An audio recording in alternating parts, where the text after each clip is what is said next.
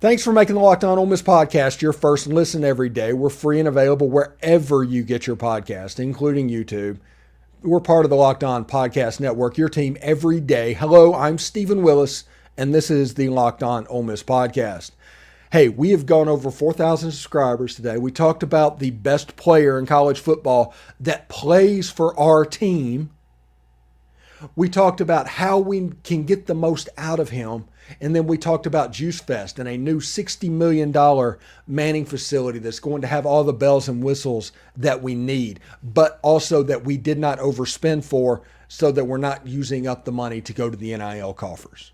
I'm pretty excited for everything that has gone on in this episode. And we are going to talk about 3 questions that Ole Miss fans having going into camp. Because like I said, you don't just need me up here talking about the questions I have about camp. Heck, after 6 months, you probably know what my questions are about camp. But what are your questions? And I wanted the commentary and perspectives to go into the fan base and them to talk about what's on their mind, what they're thinking about, the questions that are entering in their head. And we had 3 pretty good ones, honestly. The first one comes from our new Discord channel. If you see the link, it's in the description below. Click on that invite, join the Discord, and talk Ole Miss football with us. Eventually, we're going to move our spaces in there, which last night we had spaces for the first time in about a month. But eventually, spaces will be on the Discord channel as well, and we will have time making that an interesting community that's kind of honestly walled off from the rest of the ecosystem.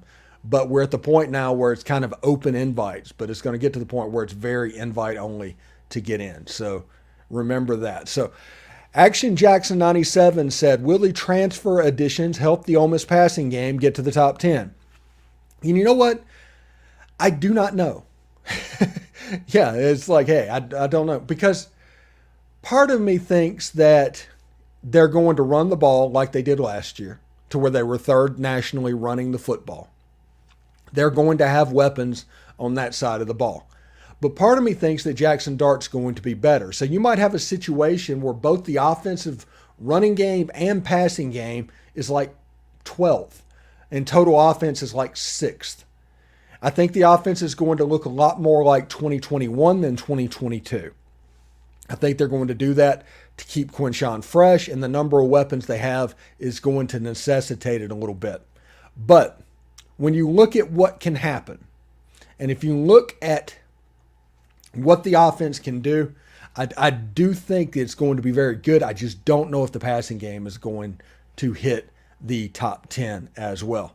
Now, if we move on, these next question from Jake Donahue at Jake Donahue says, also, I know you like to say it is fair to expect 10 wins from a coach that makes $10 million. But with the schedule that Ole Miss faces and your own schedule predictions, do you think the majority of the fan base would be happy with a 9-3 season? Jake, you're in the right tree.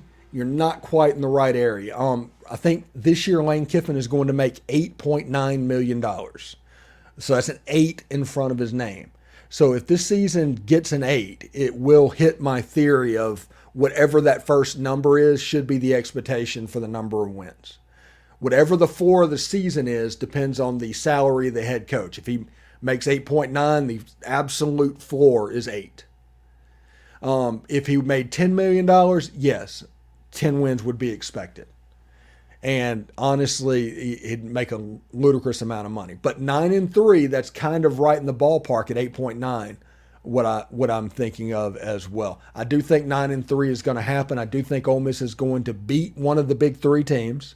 And big 3 teams, I mean, between Georgia, LSU, and Alabama, Ole Miss is going to get one of them. And I think Ole Miss is going to drop a game they're not expected to. And right now I'm looking at Auburn as the game that I'm genuinely worried about being a trap. Although Auburn plays LSU and Georgia before Ole Miss. So there's a lot of water that can still flow under the bridge as well. And our last question comes from BM Reb. That's Michael Vandegrift. 2. How much does Uno play this year? And by Uno, he means Ayden Williams. What odds would you give us going 10-2 with what some call the toughest schedule in college football? Ayden Williams, I think, is going to play a decent amount, especially with the information that's kind of in flux with Zachary Franklin. Now, on that Franklin situation, everything that I've seen tells me not to worry about it, but there's always a situation where something could happen. He could come here and need surgery, which I've heard. He could miss some of fall camp. If that happens, that is reps for Ayden Williams. And I think Ayden Williams is one of the best receivers that Ole Miss has with or without Zachary Franklin. So I do think this Franklin situation could lead to more playing time for Ayden Williams. So maybe 30 snaps a game is my guess, somewhere in there. If Ole Miss's offense averages between 75 and 80, actually, with the game being shorter now, so it might be 20 to 25 snaps a game with a total of 75 plays. When that happens, A, Quinshawn should be fresher, and B, the number of plays going on. Less football is always a bad thing. So what odds would you give us of going 10-2? That's the next question. And I don't necessarily like those odds. I've got us picked at 9-3. Ole Miss can go 9-2. But 10-2 would require winning one of Georgia, Alabama, and LSU. Two of those are on the road. So common sense would tell you it would have to be LSU. And you would have to get chalk on all the rest of your games, which you are going to be favored in. Right now, the ESPN FPI has Ole Miss as over a 60% probability favorite in 9 of their 12 games. So if you can get one more and hold chalk on the rest of them, you should be all right. But that is a situation that could be a little bit difficult. Like I said, I do think, for whatever reason, I think Ole Miss is going to beat LSU. But I just think one of the schools is going to jump up and pop Ole Miss. And they're calling this the toughest schedule in college football. I do not agree with that. The tough part of this schedule is the fact that they play on the road at Georgia. Otherwise, it's the same schedule they have every year. Nobody is going to hold that Georgia game against Lane Kiffin. If he loses that game, it doesn't necessarily matter. He needs to hold serve in the other 11, which he can do. The way they're situated, there's no November like last year. Everybody says you remember November. I think that's a Houston Nutt thing. That doesn't exist this year. Instead of Alabama, Texas A&M, Arkansas, and Mississippi State, you've got Georgia, Louisiana, Monroe, and State. That's kind of what it looks like. But I'm pretty excited about where the Ole Miss football team could go during this season. And I do want to thank everybody for making the Locked On Ole Miss podcast their first listen every day. We're free and, in fact, available wherever you get your podcast, including YouTube.